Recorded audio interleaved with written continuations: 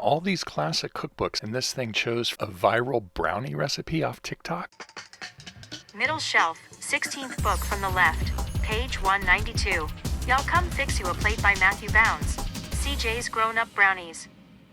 Today we're cooking from the newest cookbook on my shelf, Y'all Come Fix You a Plate, from viral TikTok sensation Matthew Bounds, also known as Your Barefoot Neighbor. Matthew's first viral video was for chicken cobbler, which now you can see everywhere. Kind of a combination of chicken and dumplings and chicken pot pie. I've made it. It's pretty tasty.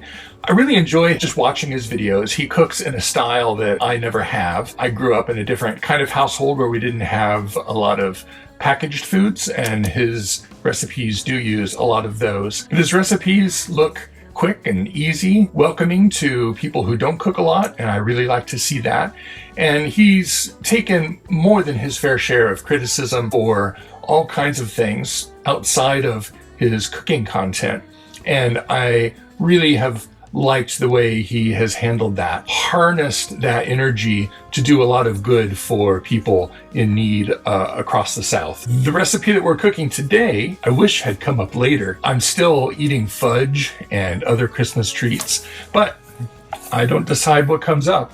So here we are, CJ's Grown Up Brownies, which really do look delicious. There's 3 sticks of butter in here, 7 eggs, all kinds of chocolate. So they seem pretty decadent, and I'm eager to see how they turn out. Let me show you the ingredients we need. We're gonna melt some butter and stir in some espresso powder and 2 different kinds of chocolate, milk and dark. Then in the stand mixer, we're going to add some sugar, dark and white. My white is, this is the kind of white sugar that I tend to use. We've got some salt and some baking powder and lots and lots of eggs and some vanilla. Then once that's all whipped up, we're going to sift together some flour and some cocoa and add that. First thing we'll do, melt 3 sticks of butter. While the butter is melting, in the stand mixer, we're gonna mix together the sugars, light and dark, the salt and baking powder, the vanilla, and 7 eggs. Start it on slow for a couple of minutes, and once everything's mixed, then we'll turn it up and go for 10 minutes until it's nice and fluffy. Once the butter is melted, I'm going to add in some chocolate. Now, he uses chocolate squares, dark chocolate and milk. He breaks them up, has them in a separate bowl, and pours the melted butter on top. I was able to find some chips, essentially. Well, these are definitely chips, but the dark are also essentially chips melting. I mean, they're squares already broken up. So I'm just gonna add them to the melted butter in the same pan, stir them all up, add the coffee, and let that sit off to the side until we need it. Dark sugar, light sugar, salt and baking powder, vanilla, and 7 eggs.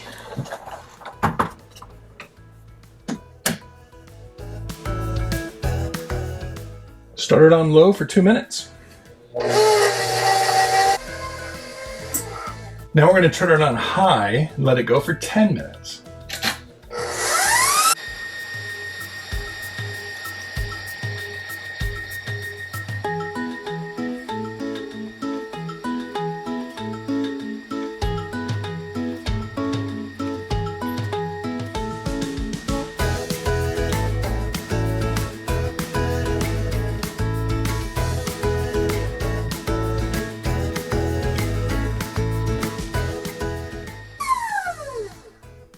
It's been 10 minutes and the batter is super fluffy with all those eggs in there. It's a lot of egg white, and that heavy whipping for 10 whole minutes has really incorporated a lot of air.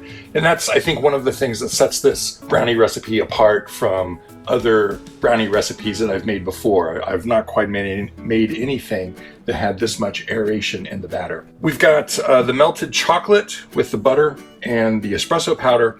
I'm going to turn the mixer back on low and slowly pour in the chocolate so it's all incorporated.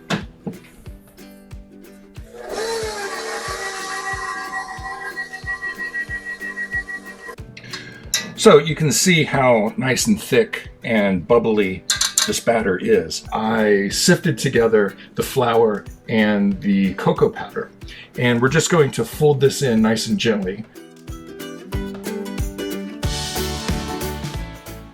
So we mixed it just enough so there's no more dry bits. And this batter is real interesting. It's super fluffy. It's almost like a chocolate souffle batter. I believe it's going to puff up almost like a souffle, but we're going to do something halfway through the baking time that you would never ever do with a souffle. We need a 9 by 13 baking dish, and luckily I had one exactly that. This is the biggest deep dish that I have, and we need to grease it. I'm just going to use a stick of butter. Once the pan is greased, we're going to put in some parchment paper. So Matthew has a technique for keeping the parchment paper flat in the pan that's a bit unintuitive. First, you crinkle it up into a ball and then straighten it out again, and that will help it keep its shape in the pan. It sits in there nice and easy. I wouldn't have ever thought to do that. Okay, here it is. We're going to put it in a 350 oven for 20 minutes. So it's been 20 minutes and I'm taking it out of the oven now. It's not anywhere near done yet, but now we're going to do the special step. It started to form a skin over the top, and it's puffed up a bit like a souffle would. But here's the thing that we're going to do that, of course, you would never, ever in a million years do to a souffle. We're going to try to get the top to crack a little bit. I think I might need to do it harder. Let me cheat a little bit and use a knife. I probably just needed to go harder than I was, but it's a glass pan and very hot, and I don't want it to break all over. So I used a knife to kind of crunch through the crust just a little bit. I'm going to knock it against the cutting board a few more times. Then it's going to go back in the oven for about another 20-25 minutes.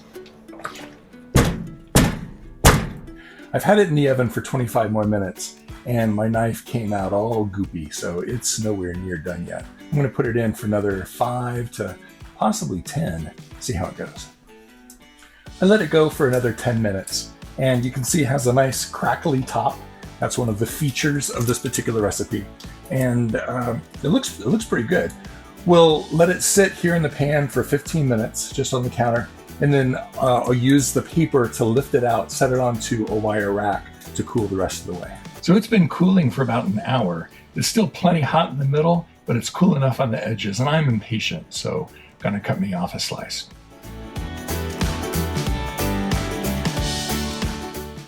The flavor is on point. It's got a nice crust around it. The crackly bits where we crack the top halfway through baking and then sort of let it reseal. It's made these nice kind of crunchy, crinkly edges that gives a really good texture that counters nicely the kind of gooiness in the middle. I tend to like I think a cakier brownie than this. This is definitely kind of on the gooey side. And I cooked it an extra 10 minutes.